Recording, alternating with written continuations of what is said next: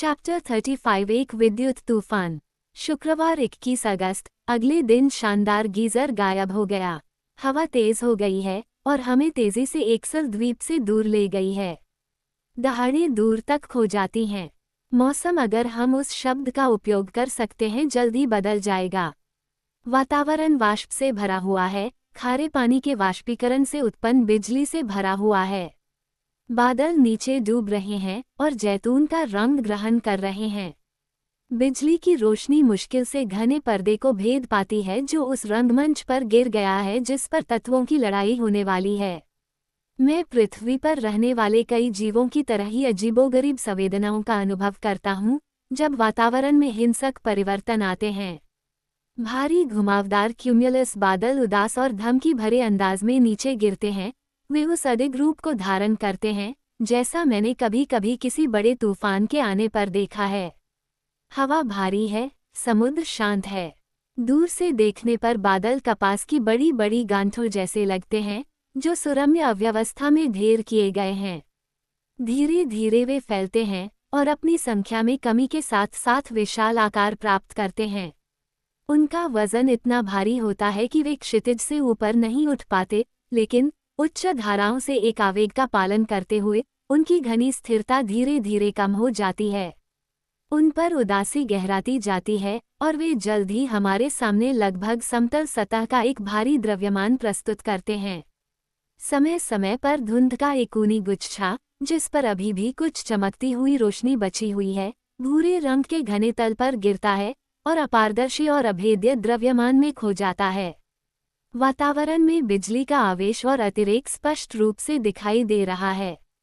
मेरा पूरा शरीर भीग गया है, मेरे बाल ऐसे खड़े हो गए हैं जैसे आप किसी विद्युत मशीन के प्रभाव में किसी इंसुलेटेड स्टूल पर खड़े हों। मुझे ऐसा लग रहा है जैसे मेरे साथी जैसे ही मुझे छुएंगे उन्हें बिजली की ईल जैसा तेज झटका लगेगा।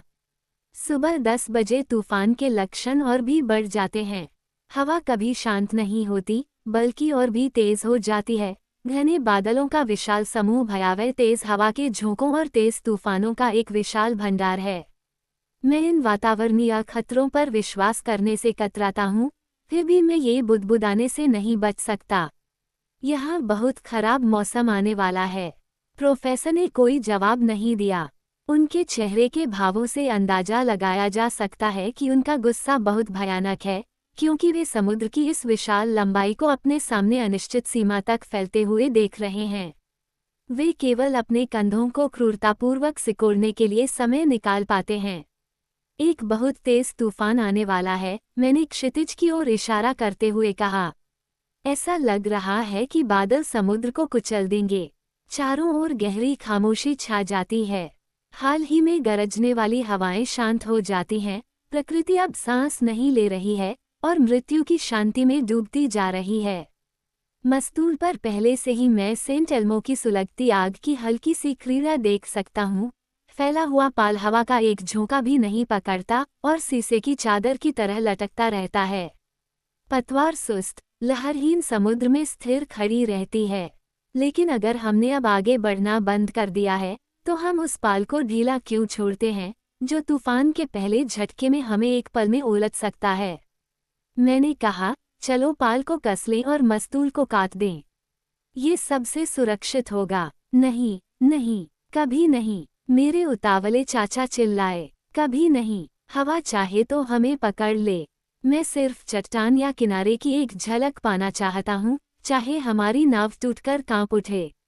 उसके मुंह से ये शब्द निकले ही थे कि अचानक दक्षिणी आकाश में परिवर्तन हुआ।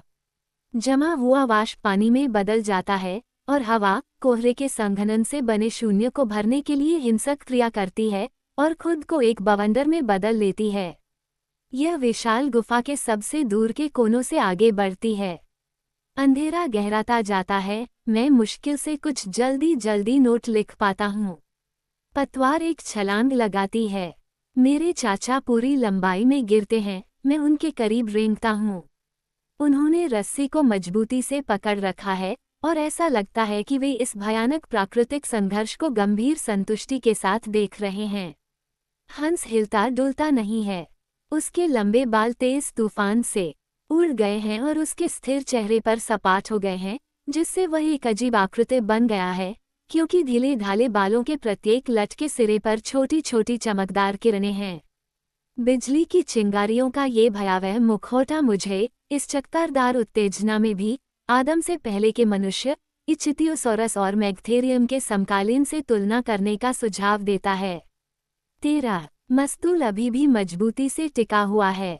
पाल एक बुलबुले की तरह कसकर फैला हुआ है जो फटने को तैयार है। बेड़ा इतनी तेजी से उड़ रहा है कि मैं अनुमान नहीं लगा सकता, लेकिन स्प्रे के झागदार बादलों की तरह तेज नहीं है जिसे वह अपनी तेज गति से एक तरफ से दूसरी तरफ उछाल रहा है।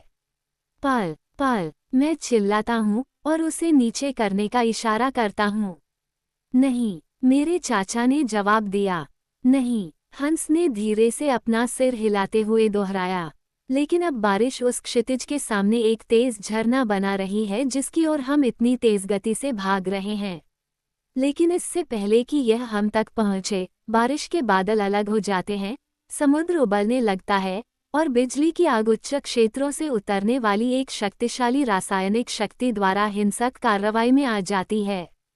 बिजली की सबसे ज्वलंत चमक निरंतर गड़गड़ाहट की हिंसक गड़गड़ाहट के साथ मिल जाती है।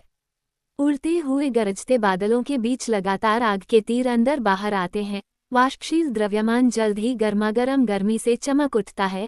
ओले तेजी से नीचे गिरते हैं और जब वे हमारे लोहे के औजारों से टकराते हैं तो वे भी चमक और भयावह रोशनी की चमक छोड़ते हैं। उछलती लहरें ज्वलंत ज्वालामुखी पहाड़ियों जैसी दिखती हैं, जिनमें से प्रत्येक अपनी आंतरिक लपटों को उगलती है और हर शिखर नाचती हुई आग से भरा हुआ है। मेरी आंखें चकाचौंध भरी रोशनी में विफल हो जाती हैं, मेरे कान लगातार गड़गड़ाहट की गड़गड़ाहट से स्तब्ध हो जाते हैं। मुझे मस्तूल से बंधा होना चाहिए, जो तूफान की ताकत के सामने एक ईंट की तरह झुकता है। यहाँ मेरे नोट्स अस्पष्ट और अस्पष्ट हो जाते हैं।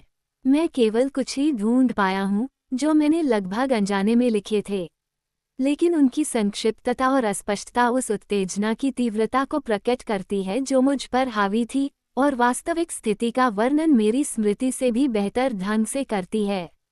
रविवार 23। हम कहाँ हैं? इतनी तेजी से आगे बढ़ रहे हैं कि उसे मापा नहीं जा सकता। रात भयानक थी, तूफान थमने का नाम नहीं ले रहा था। शोरगुल और कोलाहल लगातार जारी था, हमारे कानों से खून बह रहा था, एक शब्द भी बोल पाना असंभव था। बिजली तीव्र चमक के साथ चमकती है और एक पल के लिए भी नहीं रुकती। नीली सफ़ेद आग की टेढ़ी मेढ़ी धाराएं समुद्र पर गिरती हैं और वापस लौटती हैं और फिर ऊपर की ओर उड़ती हैं जब तक कि वे हमारे सिर के ऊपर ग्रेनाइट की तिजोरी से टकराती नहीं हैं। मान लीजिए कि वह ठोस छत हमारे सिर पर गिर जाए।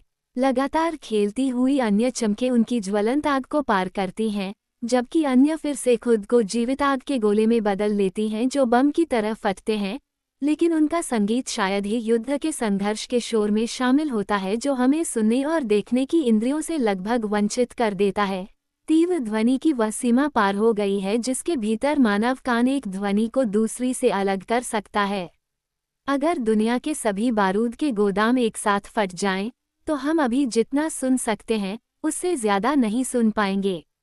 बादलों की निचली सतह से लगातार भयावह प्रकाश निकलता रहता है। विद्युत पदार्थ अपने घटक अणुओं से निरंतर विकसित होते रहते हैं। हवा के गैसीय तत्वों को नमी से भिगोने की आवश्यकता होती है, क्योंकि पानी के असंख्य स्तंभ हवा में ऊपर की ओर बढ़ते हैं और पुनः सफ़ेद झाग के रूप में वापस गिरते हैं। हम कहाँ उड़ रहे हैं? मेरे चाचा पूरी लंबाई में बेड़ा पार करके लेटे हुए हैं। गर्मी बढ़ती है। मैं थर्मामीटर की ओर इशारा करता हूँ, ये बताता है। आंकड़ा मिट गया है। सोमवार 24 अगस्त। क्या इसका अंत होगा? क्या वायुमंडलीय स्थिति एक बार इस घनत्व तक पहुँच जाने के बाद अंतिम हो जाएगी? हम थके हुए और पस्त हैं, लेकिन हंस हमेशा की तरह ही है। बेड़ा अभी भी दक्षिण पूर्व की ओर बढ़ रहा है। हमने एक्सल द्वीप छोड़ने के बाद से 200 लीग की दूरी तय की है। दोपहर के समय तूफान का प्रकोप दोगुना हो जाता है। हमें अपने माल से संबंधित हर सामान को जल्द से जल्द सुरक्षित करना है। हम में से हर कोई बेड़ा के किसी न किसी हिस्से से बंधा हुआ है। लहरें हमारे सिर से ऊपर उठती हैं। 3 दिन से हम एक दूसरे को एक शब्द भी नहीं सुना पाए हैं। हमारे मुंह खुलते हैं, हमारे होंठ हिलते हैं, लेकिन एक शब्द भी सुनाई नहीं देता। हम अपने मुंह को कान के पास लाकर भी अपनी बात नहीं सुना पाते। मेरे चाचा मेरे पास आ गए हैं। उन्होंने कुछ शब्द कहे हैं। वे कुछ इस तरह लग रहे हैं, हम खो गए हैं, लेकिन मुझे पक्का नहीं पता। अंत में मैं ये शब्द लिखता हूँ, आइए पाल नीचे कर लें। वो अपनी सहमति में सिर हिलाता है। उसने अभी अपना सिर उठाया ही था कि आग का एक गोला लहरों के ऊपर से उछलकर हमारी नाव पर आ गिरा। मस्तूल और पाल एक साथ एक पल में उड़ गए और मैंने देखा कि वे बहुत ऊंचाई तक उड़ गए, दिखने में टेरोडेक्टाइल जैसे थे, जो नवजात दुनिया के सबसे शक्तिशाली पक्षियों में से एक है। हम वहां लेटे रहे, हमारा खून अवर्णनीय भय से ठंडा हो रहा था। आग का गोला, जिसका आधा हिस्सा सफ़ेद, आधा नीला और 10 इंच के गोले के आकार का था, धीरे धीरे बेड़ा के चारों ओर घूम रहा था, लेकिन अपनी धुरी पर आश्चर्यजनक गति से घूम रहा था, जैसे कि बवंडर के बल से उसे घुमाया जा रहा हो। ये यहाँ आता है, वहाँ फिसलता है, कभी ये मस्तूल के फटे हुए स्टंप पर चढ़ता है, वहाँ से यह हल्के से खाद्य बैग पर कूदता है, एक हल्के छलांग के साथ नीचे उतरता है और बस बारूद के भंडार को छूता है। भयानक, हम उड़ जाएंगे, लेकिन नहीं। रहस्यमय प्रकाश की चमकदार डिस्क फुर्ती से एक तरफ कूद जाती है। ये हंस के पास पहुंचती है, जो अपनी नीली आंख को स्थिर रूप से उस पर टिकाए रखता है। यह मेरे चाचा के सिर को धमकाता है, जो इससे बचने के लिए अपने सिर को नीचे करके घुटनों पर गिर जाता है। और अब मेरी बारी आती है। चमकदार चमक और पिघलती गर्मी के कारण पीला और कांपता हुआ, यह मेरे पैरों पर गिरता है, डिग पर चुपचाप घूमता है। मैं अपना पैर हटाने की कोशिश करता हूँ, लेकिन नहीं कर पाता। नाइट्रोजन की दम घूंचने वाली गंध हवा में भर जाती है, ये गले में प्रवेश करती है, फेफड़ों में भर जाती है। हमें दम घूंचने वाला दर्द होता है।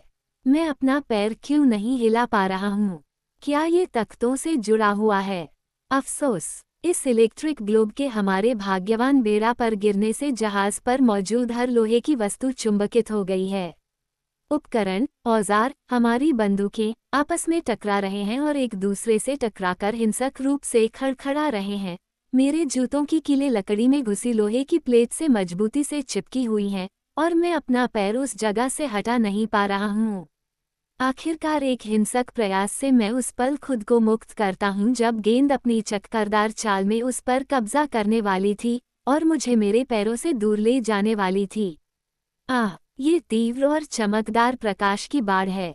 पृथ्वी फट गई है और हम आग की लपटों से भर गए हैं।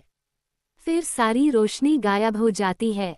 मैं सिर्फ अपने चाचा को नाव पर पूरी लंबाई में देख सकता था, और हंस अभी भी पतवार पर था और बिजली की वजह से आग उगल रहा था जिसने उसे संतृप्त कर दिया था। लेकिन हम कहाँ जा रहे हैं? कहाँ? मंगलवार 25 अगस्त मैं एक लंबी बेहोशी से उबर रहा हूँ। तूफान अभी भी गरज रहा है और भड़क रहा है, बिजली इधर उधर चमक रही है, जैसे कि आग उगलते सांपों के बच्चे हवा में उड़ रहे हों। क्या हम अभी भी समुद्र के नीचे हैं? हाँ, हम बेहिसाब गति से बह रहे हैं। हम इंग्लैंड, चैनल, फ्रांस और शायद पूरे यूरोप के नीचे बह गए हैं। एक नई आवाज़ सुनाई देती है। निश्चित रूप से यह चट्टानों पर टूटता समुद्र है। लेकिन फिर